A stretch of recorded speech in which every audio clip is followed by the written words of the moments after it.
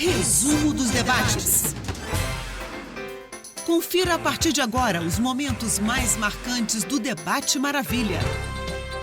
Está no ar o Resumo dos Debates.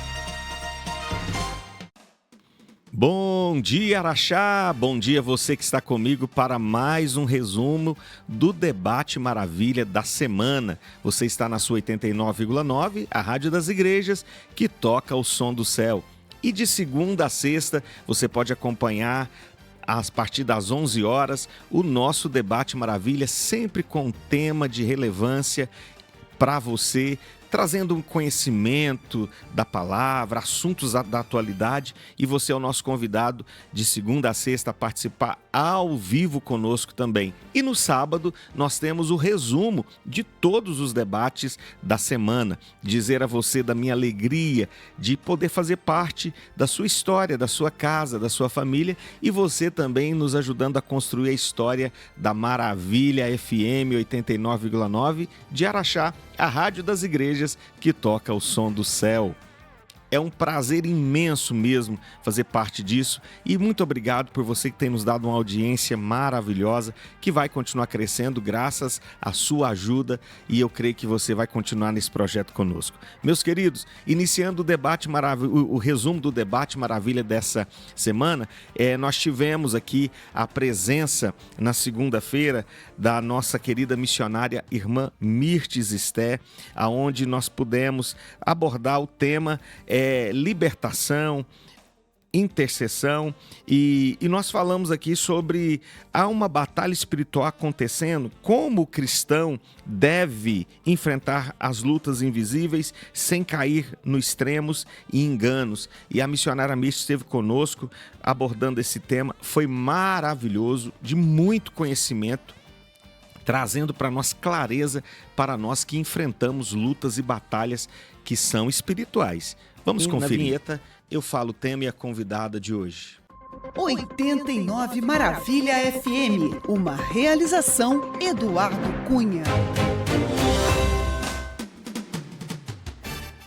E eu quero aqui dar boas-vindas também ao pastor Marcelo Teodoro, lá em Ubá, Minas Gerais. Ubá também está tendo, acho que está tendo na região de Ubá, a Rádio Maravilha. E no debate de hoje nós temos o tema libertação e batalha espiritual. E o debate dessa segunda-feira aborda esse tema. Há uma batalha espiritual acontecendo? Como o cristão deve enfrentar as lutas invisíveis sem cair em extremos ou enganos? Nessa segunda-feira nós vamos conversar sobre um tema essencial para a vida cristã. E eu tenho a alegria de receber mais uma vez para o Maravilha Flix. Pessoal, o que é o Maravilha Flix? É quando o programa é bom, que tem que repetir, trazer mais um episódio. Todos os programas aqui são bons, tá? E hoje eu tenho o prazer de receber a missionária Mirtes Esté, formada em teologia, fez seminário teológico, entende de oração, intercessão, libertação, guerra espiritual. Mirtes, bem-vinda, à paz do Senhor, muito obrigado por mais uma vez atender o nosso chamado. Bom dia, paz do Senhor, a todos os ouvintes, os nossos amigos aqui na rádio. É um prazer novamente estar com vocês. Amém. Vocês também vão poder enviar para nós, meus queridos, perguntas pelo WhatsApp, pelo WhatsApp 34988146568, e você também pode escrever aqui no chat do YouTube, tá bom? Fique à vontade, escreve aí a sua pergunta. Muitas dúvidas, acredito que serão tiradas aqui. Nosso querido pregador Felipe Santos, Deus abençoe você. Acho que é Ipatinga, Deus abençoe você. Kaique também, muito obrigado. Luciana, Deus abençoe vocês. Vamos para o assunto, então, para render bastante. Mirtes, nós vemos que é um tema, às vezes, polêmico, porque tem linha de pessoas que acreditam, outros não acreditam nessa questão de guerra espiritual, de libertação, mas eu sou da linha que acredita em libertação, porque um ser humano sem libertação, para mim, eu acho que ele não alcança o pleno de Deus para a vida dele, né, Mirtes? Mirtes, então, dentro desse tema, eu acho que você pode fazer a sua introdução, tá bom?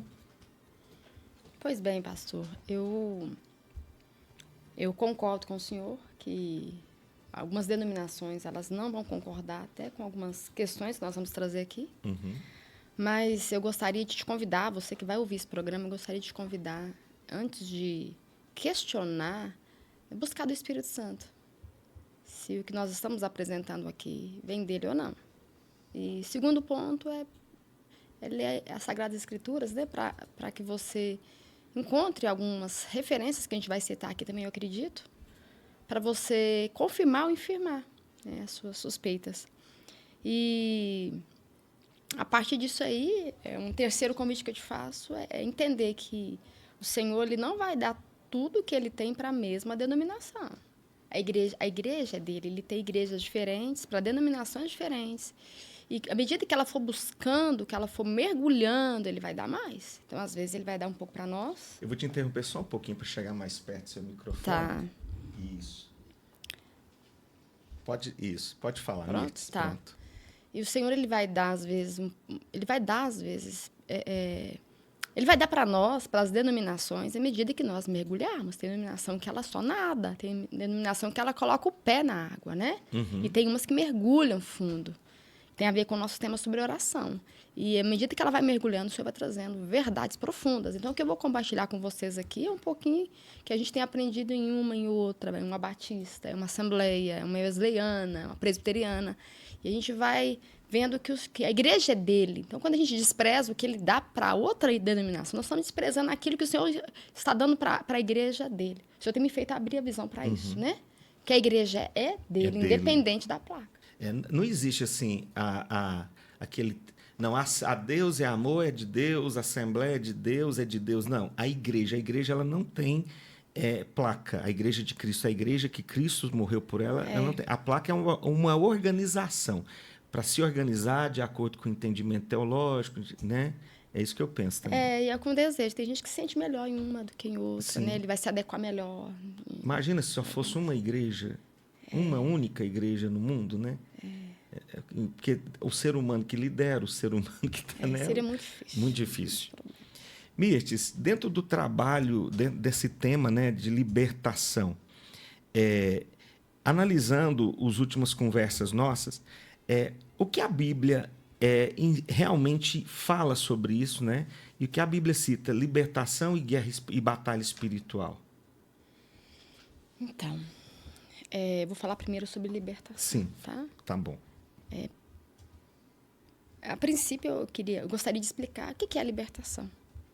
Libertação é a conquista de uma alma que foi aprisionada por uma série de problemas, às vezes por feridas, às vezes, por exemplo, uma rejeição de pai ou mãe, às vezes um abandono, às vezes uma traição, um trauma complexo. E aquilo se torna uma ferida na alma de uma pessoa. E a alma, gente, às vezes nós que somos cristãos, nós falamos de alma, mas esquecemos de aprofundar um pouco para entender que a alma é a sede da nossa mente, é onde estão os nossos pensamentos, os nossos sentimentos e as nossas vontades.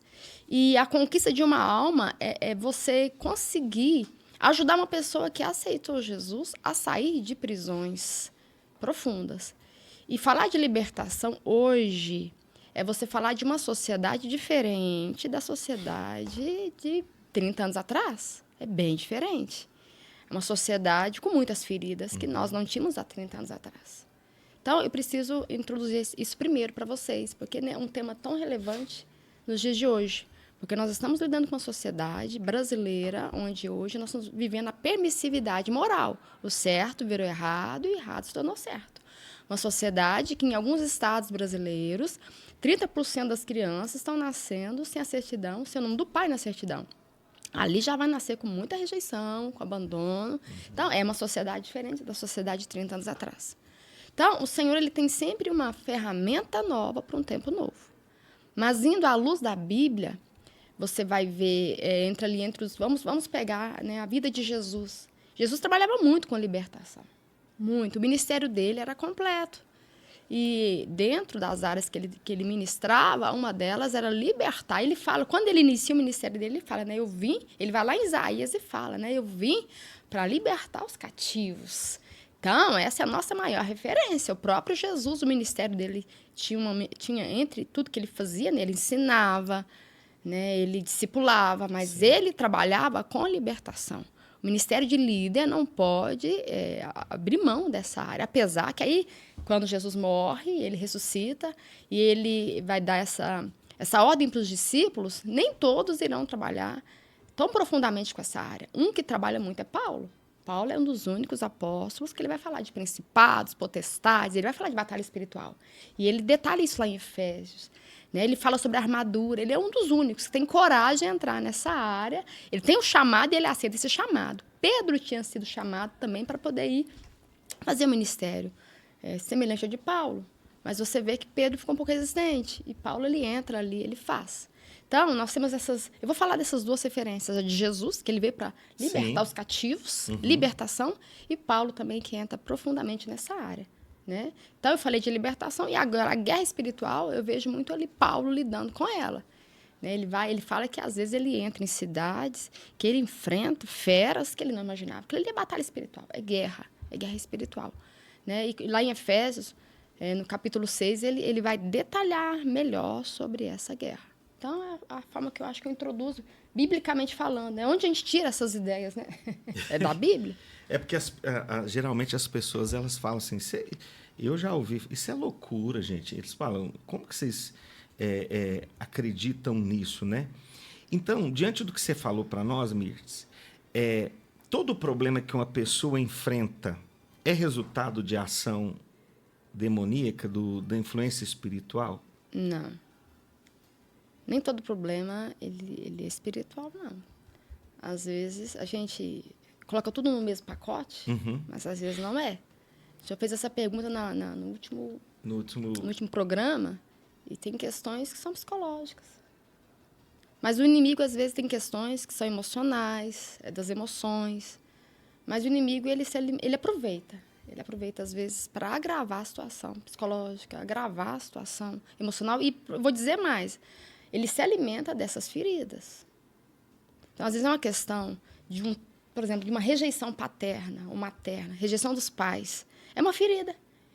Mas é uma questão emocional e psicológica. O inimigo, ele vai se alimentar disso. Ele vai crescer, ele vai engordar com essas feridas se ela não for tratada. Então, o inimigo, Deus ele é tão cuidadoso conosco que ele nos protege. O inimigo ele não vai nos tocar ou entrar na nossa vida de graça. Às vezes ele vai vir quando nós abrimos portas através de feridas. Ele precisa de uma porta aberta para ele. É uma porta aberta. Ele não entra nem na vida do ímpio, pastor. Nem na vida do ímpio. Às vezes você vê que tem famílias que são bem estruturadas, vivem em paz, porque não abrem essas brechas. O Senhor, ele é justo e protetor para conosco. Pensa se o inimigo tivesse liberdade de tocar em nós quando ele bem quisesse. Não, é preciso abrir portas. Feridas é uma das grandes portas para ele entrar nas nossas vidas. Às vezes uma mágoa é uma ferida de um cristão de 30 anos de crente, mas ele é magoado. Aí ele abre portas para ele, às vezes para oprimir, ou às vezes para incorporar. Crente, 30 anos. Você acabou de conferir aí o resumo da segunda-feira com a participação da missionária Mirtz Esté. O tema Há uma batalha espiritual acontecendo? Como o cristão deve enfrentar as lutas invisíveis sem cair no extremo.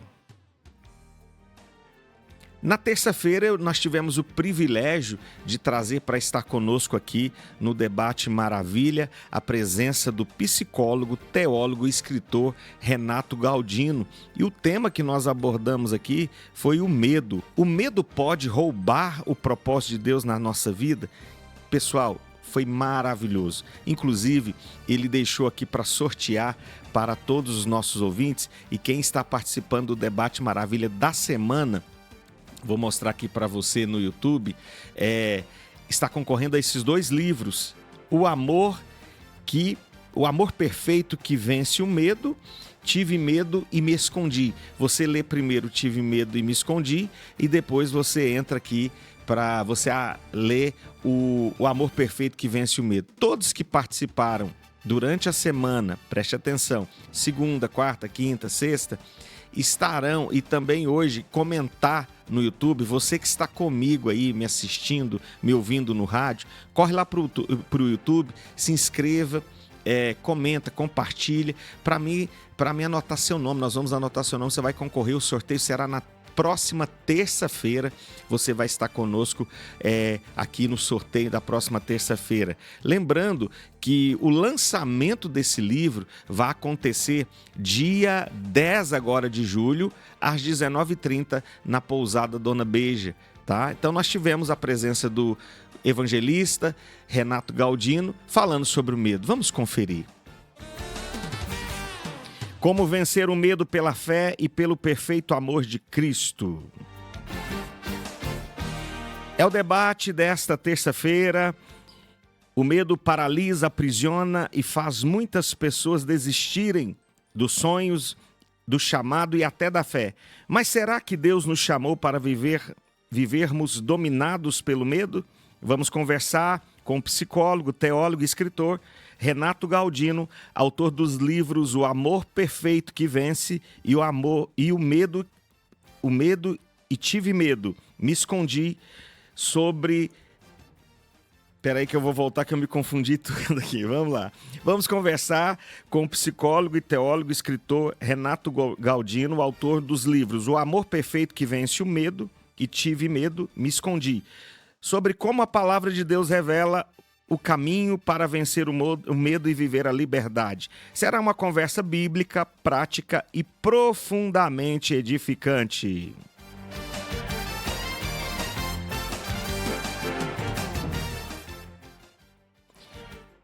E todos nós sentimos medo. A diferença é que alguns são dominados por ele, enquanto outros aprendem a vencê-lo pela fé. Afinal, o medo é um mecanismo de proteção, uma prisão que nos impede de viver o propósito de Deus. É sobre isso que nós vamos conversar hoje.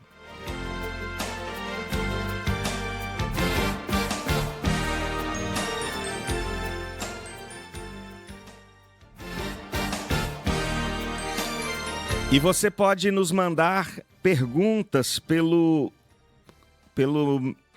debate, né? O bate-papo aqui no chat do YouTube. Fique à vontade, nos manda pergunta, fala conosco, que vai ser um prazer poder ver a sua participação conosco, colocar a sua participação aqui no Debate Maravilha. Você que está no Instagram também, faça o mesmo.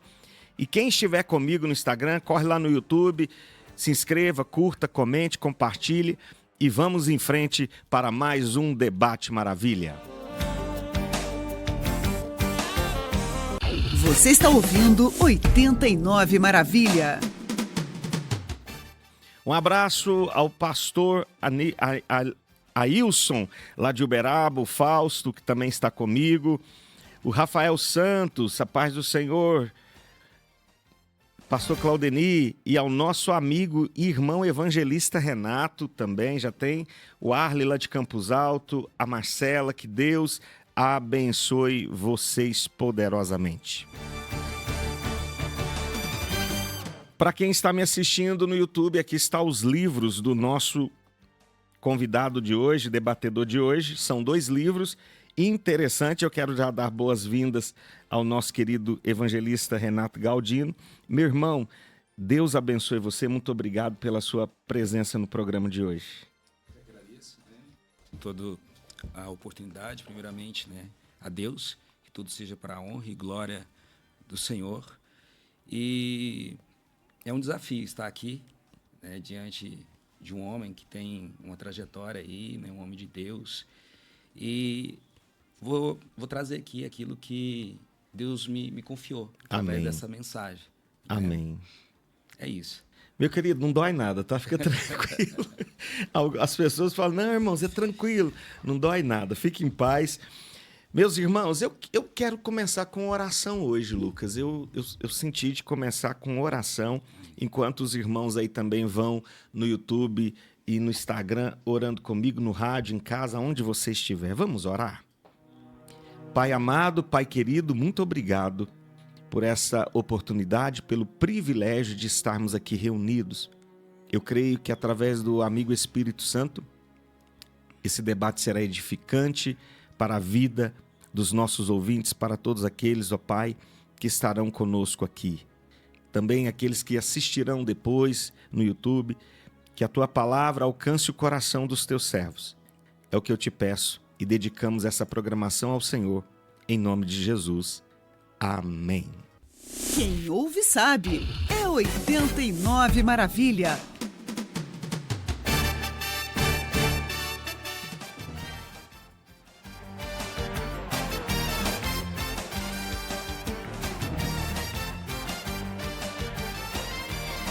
E nós estamos conversando então com o nosso evangelista Renato Galdino, psicólogo, teólogo e escritor. Meu querido, a primeira pergunta que eu já faço para você: é comum sentir medo? Sim, é inerente, né, da estrutura humana o medo. A gente nasce com as emoções, 5 emoções básicas, que é a tristeza, a alegria, a raiva, o medo e o nojo. E essas emoções, elas vão tendo significado ao longo da vida a partir do momento das experiências que a gente vivencia. Uhum. Então, com o medo não é diferente. O medo é uma construção social também, né?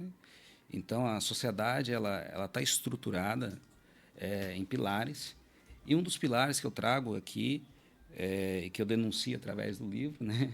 Essa é a estrutura do medo. E como esse medo ele fortalece e constrói essas estruturas muito sólidas dentro de nós, muitas vezes impedindo de que a gente possa romper. Mas, como você me perguntou, o medo ele é uma emoção e faz parte, sim, do humano, né? O medo faz parte do humano. Você está falando que o medo é uma emoção. Eu sou leigo, vocês é que entendem. Medo é emoção. Emoção é sentimento. Emoção e sentimento... E medo é sentimento?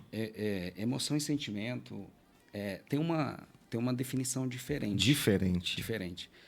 Mas o que a gente entende? A gente entende de que, falando relacionado à questão implícita do medo, por exemplo, o medo ele tem um papel funcional, que é a proteção. Proteção. Isso. Então, o papel principal do medo, porque tudo tem um propósito, né? É nos proteger. Então, o cérebro ele identifica essa ameaça, né? Uma ameaça, e aí entra esse mecanismo, todo esse sistema de proteção para nos proteger. Nós temos eu costumo dizer que o medo ele tem muitas faces, né? Sim. E o medo, através da visão da ótica da neurociência, são processos químicos, né? Que o cérebro ali é todo um processo de substâncias que, através da amígdala, tem todo um processo que gera uma reação no corpo. Entendi. Né?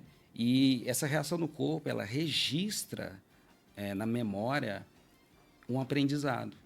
Uhum. Então, a gente aprende a ter medo. Entendi. Então, o medo ele pode ser ensinado, ele pode ser aprendido. Verdade.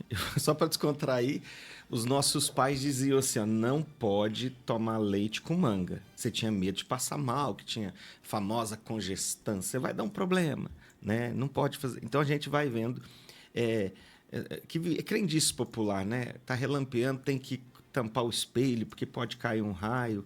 Eram umas coisas que foram construídas culturalmente também na gente como ser humano.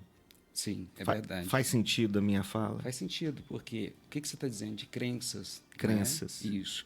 Então, as crenças, elas podem ser familiares, como você disse, surgem no âmbito da família, ou ela pode ser cultural. Então, a crença familiar, ela surge muito forte na criança, porque quando ela nasce, ela não entende, né? Não Sim. sabe dar significado. Então, ao ela observar, ao ela olhar para o adulto, para o responsável, para aquelas pessoas que estão ali no meio do seu convívio, ela começa a aprender através da observação. Entendi. Então, uma coisa interessante sobre o medo, por exemplo, às vezes lá a mãe ela tem medo de barata. Aí a criança está ali, aparece uma barata, e a mãe pula, grita. Então, aquele comportamento, aquela criança ela não entende, ela registra aquele aprendizado. E o cérebro entende que a barata é perigosa. Entendi. E aí a criança, muitas vezes, ela vai reproduzir o mesmo comportamento, porque foi aprendido. Então, a gente está falando de uma crença que pode ser desenvolvida no âmbito da família, e a gente está falando, que você trouxe, uma crença cultural. A gente vê, às vezes, a mãe falar, nena, neném, cacuca vai pegar.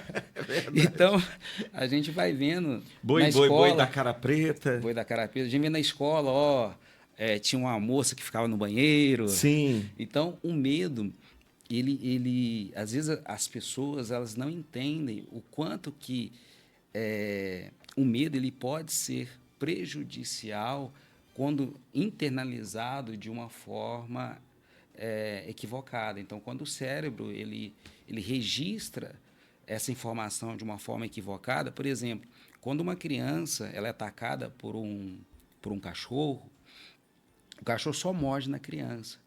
Mas o cérebro, por uma questão de sobrevivência, ele vai registrar como se ela tivesse morrido. Entendi. Quer dizer, o registro ele é muito desproporcional ao fato. Então, por isso que muitas vezes quando a pessoa ela só imagina ou ela só pensa, a mente, nós temos um medo simbólico e nós temos um medo real. Então, a mente ela não sabe discernir o que é real do que é simbólico. E, então, muitas fobias, como a ansiedade, o pânico, não é o medo em si, mas a raiz é o medo. É o medo. Você conferiu aí agora, acabou de conferir o debate de terça-feira com o evangelista Renato Galdino, falando sobre o medo. O medo pode roubar o propósito de Deus na nossa vida? Valeu muito a pena conferir este debate. Também nós tivemos a presença aqui na quarta-feira. Nós recebemos 2 mulheres lideranças, né, nas suas igrejas, e nós falamos sobre o tema Mulheres de Joelho, Igreja de Pé, a importância do círculo de oração. Foi muito proveitoso, tremendo, profundo, de unção. Vamos conferir como foi o debate maravilha de quarta-feira com a presença da diaconisa Kelly e a diaconisa Juliana. E o nosso tema de hoje é Mulheres de Joelhos, Igreja de Pé, a importância do círculo de oração. Nesta quarta-feira, nós recebemos no debate maravilha mulheres que têm dedicado as suas vidas à intercessão e ao serviço do reino de Deus. Nossas convidadas hoje são a Kelly e a Juliana, diaconisa Kelly e diaconisa Juliana, que são líderes do grupo de mulheres que compõem o círculo de oração. Nossa conversa hoje é sobre o valor do círculo de oração, o papel da mulher intercessora, os desafios da atualidade. Você acha que é fácil orar? Vamos debater isso aqui hoje. Os desafios da atualidade e como a oração continua sustentando famílias, ministérios e a igreja. Esse é o seu debate maravilha.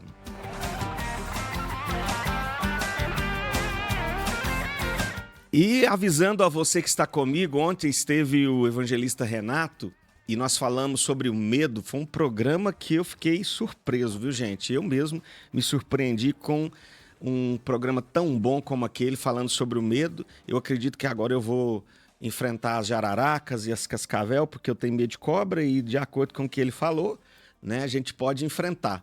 E ontem foi muito bom. Ele volta na próxima semana, antes do lançamento do livro, mas ele nos doou, né? Presenteou a audiência do Debate Maravilha com 2 combos, 2 livros. São 2 livros, né? São 4 livros, você vai receber 2 livros. O primeiro é Tive Medo, Me Escondi. E o segundo, O Amor Perfeito que Vence o Medo. Eu ouvi frases aqui ontem que me impactaram muito. Eu acredito que o Lucas também, né, Lucas? Então, é isso. Você que participar conosco, mas tem que comentar lá no chat do YouTube ao vivo. Eu quero falar algo lá, escrever, participar. Uma participação sua, seu nome já será colocado no nosso sorteio. E na próxima terça-feira tem sorteio para você. Serão 2 pessoas que receberão cada uma 2 livros. O volume 1, volume 2, O Amor Perfeito que Vence o Medo, Tive o Medo, Me Escondi, do Renato Galdino, que dia 11, às 19h30, na Pousada Dona Beija, estará fazendo o lançamento deste precioso material para crescimento seu. 89 Maravilha, a rádio para juntar toda a família.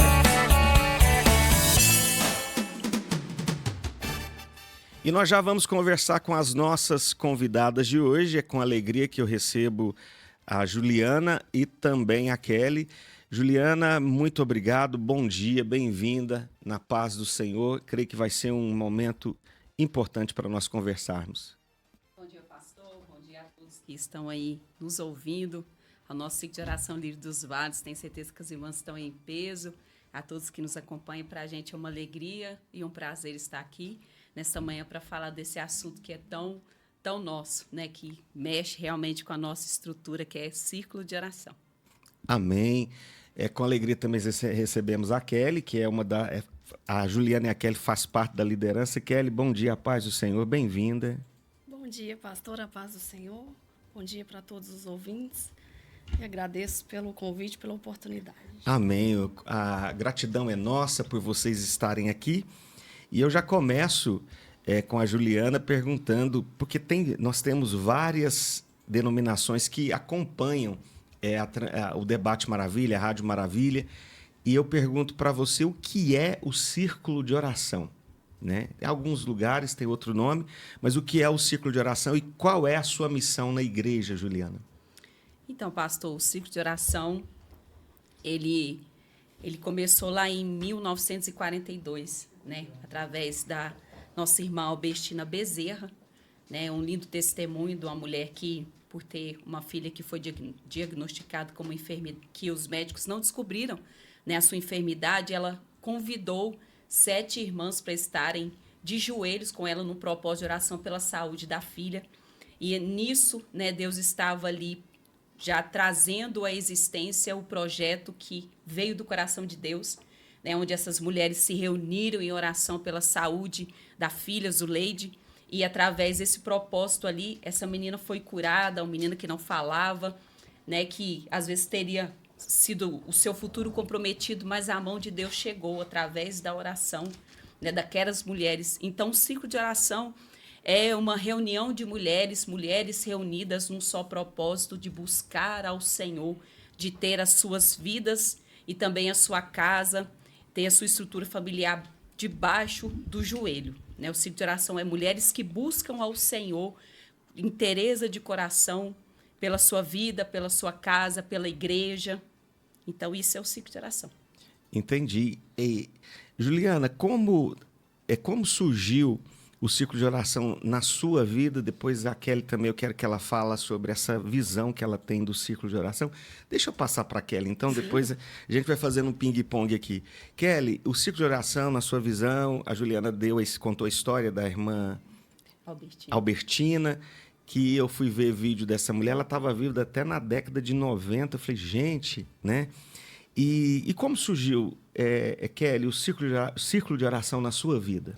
Então, pastor, a minha intimidade com o círculo de oração, né, vem desde criança, aproximadamente uns 5 anos. E a gente vê que algumas denominações é círculo de oração, outras sala de oração, grupo de oração. Rede de mulheres. Na minha época, né, que eu sou da raiz da quadrangular, chamava exército de oração. Então, desde criança que eu acompanho e faço parte. E quando nós olhamos para a Escritura, lá em Gênesis capítulo 4, após o primeiro homicídio, né, e Adão teve um outro filho, Sete, a palavra vai nos dizer que aí começou a invocar o nome do Senhor. E desde então, por toda a palavra, a gente vê a oração tomando vários formatos, né? Nós vemos Abraão, que intercede por Ló, Moisés, que clama ao Senhor. Nós vemos Davi, no Salmo, expressando seus sentimentos, suas emoções. Nós vemos o próprio Jesus orando, né? E para os nossos dias atuais, né? E especificamente a Assembleia, que é onde nós estamos, nós temos aí o chamado Círculo de Oração. Então, quando se fala em oração, se é um discípulo de Jesus, a oração precisa fazer parte da vida dele. Amém. E tá bom, você já resumiu. E como surgiu, Juliana, o Círculo de Oração na sua vida? Em que momento você se viu participando deste projeto? Então, para mim, na verdade, o Círculo de Oração, ele surgiu na minha vida de fato depois do meu casamento, né? Assim que eu casei, nas nossas igrejas, né, Assembleia de Deus, a gente participa da mocidade enquanto é jovem, né? Depois que se casa, você vai para o Círculo de Oração. E ali, né, vendo o exemplo e acompanhando de perto irmãs, né, que até hoje eu trago comigo na minha memória, né, a conduta, a postura, a vida de oração, né? Hoje em dia é falado sobre as irmãs do coque. Hoje a gente não usa muito coque, né? Mas a função e o propósito, né, permanece, que é a vida consagrada, mulheres tementes ao Senhor, mulheres que sujeitam os seus esposos, né, que cuida da família, que cuida dos filhos e que leva todas as suas demandas, né, e coisas que às vezes a gente não consegue resolver ou lidar, a gente leva para o joelho para a oração. Então, o meu encontro real sobre o Círculo de Oração foi após o meu casamento. Amém. Eu já quero dizer da audiência que está conosco no YouTube, o André Silva diz: bom dia, paz do Senhor, povo de Deus, estamos aqui na melhor rádio, Maravilha FM 89. Ele diz: hoje está forte, minhas irmãs abençoadas, Kelly e Juliana. A Leni Brits também está conosco. Daniel Silva está dizendo: a paz do Senhor Jesus, pastor. Maria Eduarda, irmã Sônia, a paz do Senhor, irmã Sônia.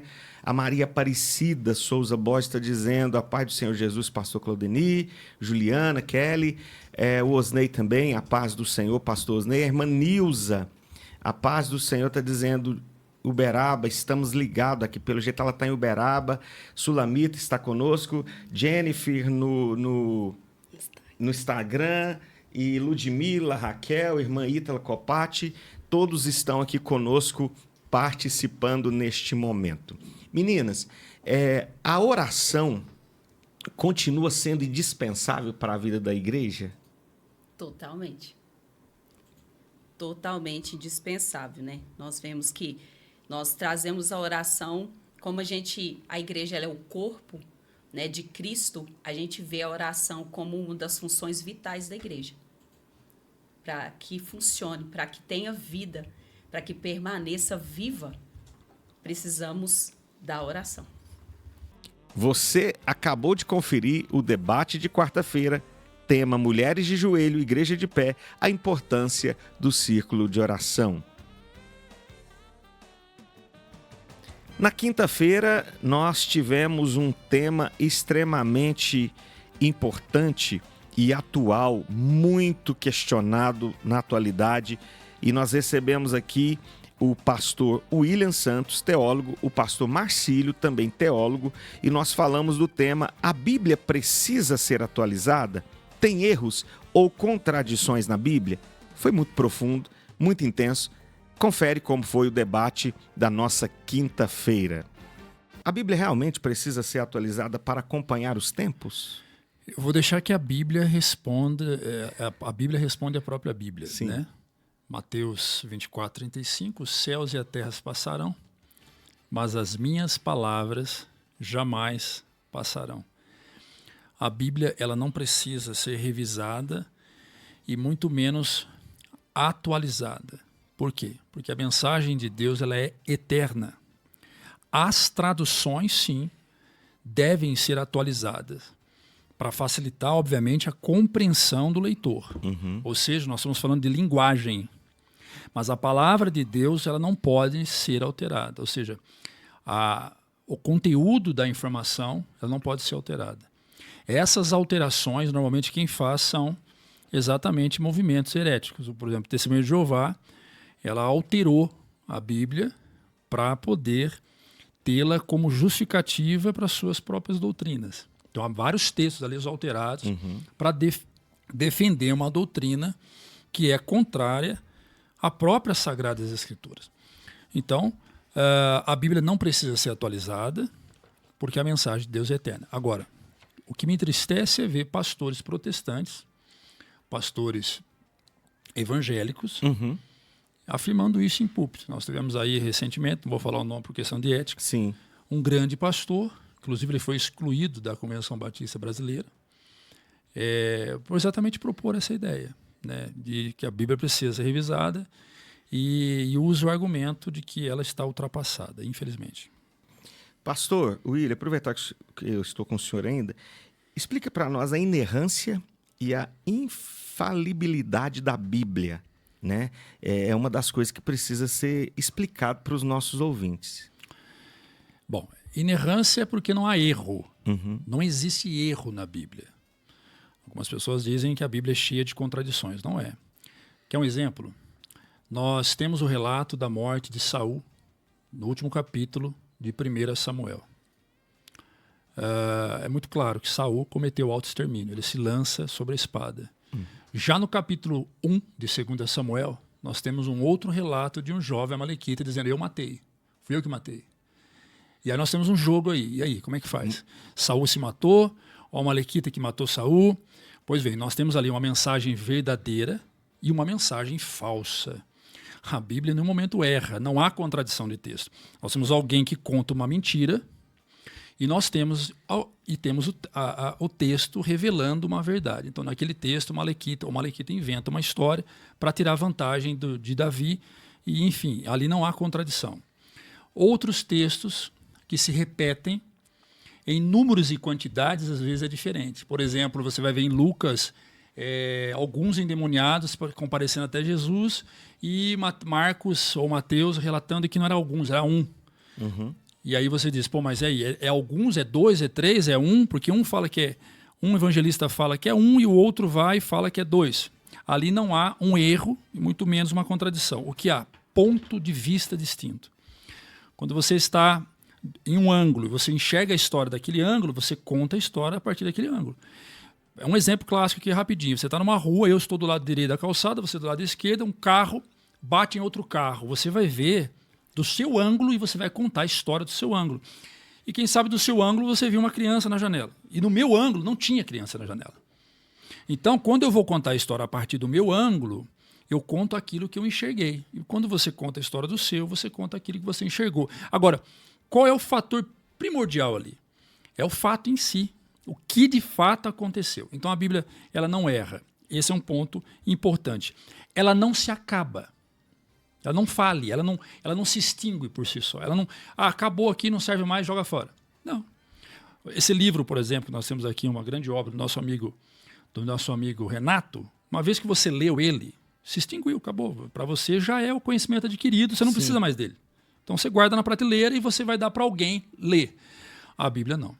Ela se renova a cada dia. Você lê o mesmo texto 100 vezes, 1000 vezes, é como se você estivesse lendo novamente. Então, por que isso? Porque ela não é qualquer livro. Ela é a palavra de Deus, inspirada e revelada. E nós vamos falar essa diferença também depois. Pastor Marcílio, quero ouvir sua opinião também. A comunidade assim, acadêmica, teológica, né, dividiu aí essa questão em, como o pastor Claudini citou, e eu quero complementar aqui, entre infalibilidade das escrituras e inerrância. As igrejas, os seminários, os acadêmicos que adotam essa infalibilidade, a infalibilidade diz que a Bíblia é isenta de erros em matéria de fé, prática e moral. E os irmãos que seguem essa linha da infalibilidade, eles não estão preocupados na questão científica. Para eles, a Bíblia sendo infalível em matéria de fé, prática e moral é o suficiente. A Bíblia não precisa ser infalível em matéria científica, em matéria histórica. Porém, o outro movimento é justamente o movimento da inerrância bíblica, que vai além da infalibilidade, né? Dentro das academias teológicas, o movimento da inerrância vai afirmar que a Bíblia, ela de fato, ela é inerrante e infalível, não só em matéria de fé e prática, mas ela é inerrante e infalível em matéria histórica, em matéria científica, né? E aí a gente tem um ampla gama de estudos, matérias e ramos da ciência que vão provar isso, como, por exemplo, a arqueologia, que todos os textos e eventos que estão relatados na Bíblia hoje são comprovados nas escavações arqueológicas. As evidências vão surgindo, mostrando que a Bíblia também ela é inerrante na questão histórica. E na questão científica também, porque a Bíblia ela se antecipa em séculos e séculos muitas questões científicas, como, por exemplo, Isaías 40:22 fala: o Senhor está sentado sobre o globo da terra, sobre o círculo da terra. E nós sabemos que foi por volta de 1500 e pouquinho que Fernão de Magalhães fez a viagem de circunnavegação, provando o que já era debatido na Idade Média, que a Terra ela tinha um formato esférico. Você acabou de rever o debate de quinta-feira com o tema "A Bíblia precisa ser atualizada? Tem erros ou contradições?" Creio que foi de muito aprendizado para cada um de nós. Na sexta-feira, nós abordamos um tema muito que está gerando muita polêmica. Nós estamos em plena Copa do Mundo e nós vemos aí igrejas alterarem horário do culto, mudar dia de culto, colocar telão na igreja. E o tema da nossa sexta-feira foi esse: culto ou Copa do Mundo? Quando a liberdade se torna maior que a adoração. Nós recebemos com muita alegria o pastor Valdeci Fernandes e o presbítero André, ambos da Assembleia de Deus, para debater conosco esse tema. Foi profundo, foi tenso, foi intenso, e eu quero que você confere aí agora como foi o debate maravilha desta sexta-feira, o tema Copa do Mundo, né? Copa, culto, liberdade, quando a liberdade se torna maior que a adoração. Confere aí como foi. E o debate maravilha dessa sexta-feira será uma conversa profunda sobre adoração, prioridade, liberdade cristã e compromisso da igreja com Cristo.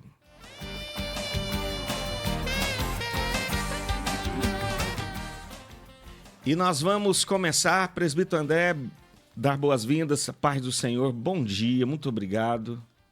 A paz do Senhor Jesus, pastor Claudemir, também o nosso irmão Lucas, que Deus abençoe, o sargento Hamilton, que Deus abençoe, e aqui também o meu pastor presidente, pastor Valdeci, a quem eu saúdo também. É um prazer estar aqui esta manhã, né? Para poder a gente falar um pouco aí da palavra do Senhor, já visto que nós estamos aqui diante de um tema sugestivo. Que Deus abençoe e é um prazer estar aqui. Que alegria te receber também, o presbítero André, pastoreia a igreja. Isso. Pastor André é pregador também, né? Não tá fazendo aquelas agendas cheias, porque pastor muda demais, né? E o chefe tá do lado, não pode nem falar em abrir agenda. Tá certo. E é com alegria que nós recebemos. Pastor Valdeci, muito obrigado pela sua presença, chefe. Eu chamo o senhor de chefe, muito obrigado por vir mais uma vez. Eu gosto do senhor que eu chamo, o senhor vem na hora. Na hora. Seja bem-vindo. Muito bem. Muito bem, um bom dia, a paz do Senhor, pastor Claudemir, Lucas Silva, sargento Hamilton, e aqui o nosso amigo, um debatedor, pastor André, da congregação do Max Neumann, e nós estamos aqui para poder estar participando desse momento oportuno, e eu acho que é bastante interessante esse debate aqui hoje, porque nós vamos falar, né, acerca de muitas situações que às vezes as pessoas estão se esquecendo do principal,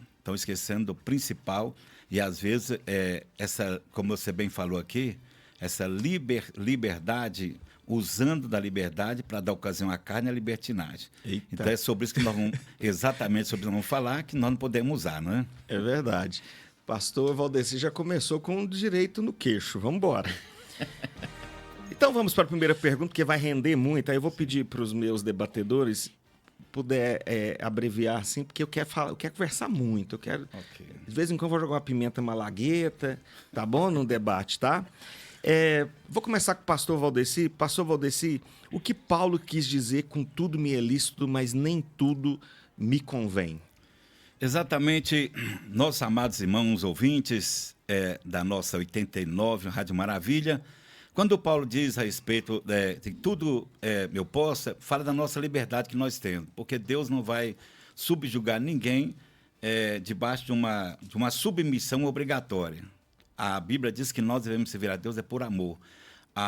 O mais importante de tudo que existe, principalmente no que diz respeito ao Novo Testamento, porque o Antigo Testamento era a lei, né? A lei tinha que obedecer, senão morria. Então a obediência vinha por causa da letra. Mas hoje a obediência precisa vir pelo amor que nós temos de obedecer a palavra de Deus e obedecer o Senhor Jesus e seus mandamentos. Então, quando o Paulo diz que todas as coisas me são lícitas, ele está falando que não é proibido fazer nada, não tem nenhuma proibição pelo seu livre-arbítrio, ele pode fazer de tudo. Agora, é lógico que ele sabe que tem as responsabilidades, tem coisas que não te convêm. E para o Paulo, ele emenda falando sobre isso, ele fala, até comer carne, se escandalizar seu irmão, deixe de comer. Porque se o senhor está escandalizando, então ele está mais preocupado com o prejuízo que você causa ao próximo do que a você mesmo. Sim. Ok. Presbítero André, a sua opinião também sobre esse texto de Paulo, né? Tudo me é lícito, mas nem tudo me convém. Quando a gente olha aqui, pastor Claudemir e a todos que estão nos ouvindo aí, a gente tem que entender de que no princípio, quando Deus ele cria o homem, ele coloca o homem para poder dominar sobre as coisas. E é interessante que ele coloca sobre o homem o livre-arbítrio, que ele tem direito de escolha ou não. Então, quando o apóstolo Paulo vai direcionar essa palavra, ele vai dizer, olha, tudo que está aí, pode fazer. Se é bom para você, que faça. Mas nem tudo convém a quem? Aqueles que são salvos em Cristo Jesus. Então, você ter uma liberdade não significa que você pode fazer tudo. Mediante a Bíblia Sagrada, há um respaldo daquilo que a gente pode fazer, porque eu acredito que todos nós que estamos ouvindo temos a Bíblia como regra de fé. Então, todas as coisas me são lícitas, mas nem toda me convém. Então, o que a Bíblia ensina que pode, pode. O que a Bíblia ensina que não pode, tá aí. Faz pecar ou não pecar, depende de você. Entendi. Nós estamos no Debate Maravilha desta sexta-feira. O nosso tema, culto ou Copa do Mundo? Quando a liberdade se torna maior que a adoração. Bom dia! Você está em 89 Maravilha.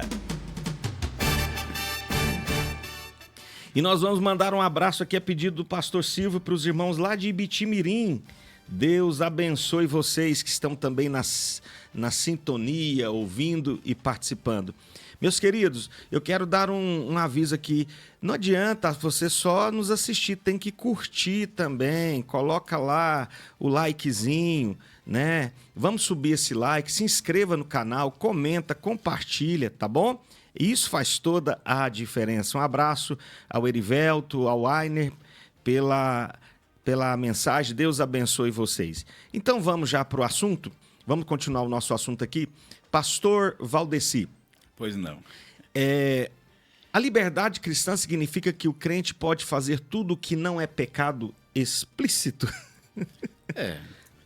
Essa liberdade, no que diz respeito, é igual eu falei, é a questão do livre-arbítrio que você tem liberdade, né? Uhum. Porque, claro que tudo que é pecado. E o crente não deve, de forma alguma, cristão, de modo geral, não deve, de forma alguma, arriscar. Porque quando a pessoa dá ocasião à carne, quando Paulo acredita que ele fala disso aí, porque toda liberdade, ela é produzida nos anseios carnais. E Sim. a concupiscência concebida, ela gera o pecado. E o pecado consumado, ele gera a morte. Então, nós temos duas coisas aí. É o pecado concebido, o pecado concebido, né? A concupiscência concebida e o pecado consumado, que são duas coisas completamente diferentes. Porque uma vez que você é vencido pela carne, pela concupiscência, o pecado é concebido, mas ainda não está gerado. Sim. Ele só é gerado a partir do momento que ele é praticado. Então, até então, é como se fosse mesmo uma germinação. Né? Uma germinação, ou mesmo quando aconteceu o fato do pecado ser consumado, aí sim gera a morte e todos aqueles que entram por esse caminho. Então, o que é que nós não é fugir do pecado, é fugir das concupiscências, que está tudo ligado a essa liberdade. Aos desejos, né? Você conferiu o debate de sexta-feira com o tema Copa do Mundo Oculto, quando a liberdade se torna maior que a adoração. E lembrar você que todo brasileiro é apaixonado por futebol, não é todo não, a grande maioria é apaixonado por futebol, mas nós precisamos buscar o equilíbrio. Meus queridos, você acompanhou neste momento o resumo do Debate Maravilha da sua 89,9. Nós estamos no ar todos os dias de segunda a sexta, das 11 ao meio-dia, e todo sábado você confere o resumo do Debate Maravilha. Eu te convido neste momento a correr para o YouTube, você que está no rádio, você que está aí no aplicativo, se inscreva, comenta, compartilha. Todos os dias você vai poder acessar e participar conosco. E continue fazendo isso, fazendo parte desta audiência que só cresce. Meu obrigado a você de Araxá, Ibiá, Perdizes, Tapira, região de São Roque de Minas, Zelândia, Patos de Minas, Patrocínio, Serra do Salitre, Fazenda, Chácaras, aonde está chegando essa transmissão, meu muito obrigado, que Deus continue te abençoando em tudo e fazendo você prosperar cada vez mais. E lembramos a você que segunda-feira, a partir das 11 horas, nós temos a semana iniciando com Debate Maravilha aqui para nós, né? E quero já te deixar avisado, é semana de temas importantes e polêmicos. Eu brinco sempre que a tampa da chaleira vai voar, tá certo? Vem participar conosco da sua rádio 89 Maravilha Araxá. É um grande prazer ter você comigo. Um forte abraço. Deus abençoe você e eu te aguardo para o nosso próximo programa Debate Maravilha na segunda-feira a partir das 11 horas.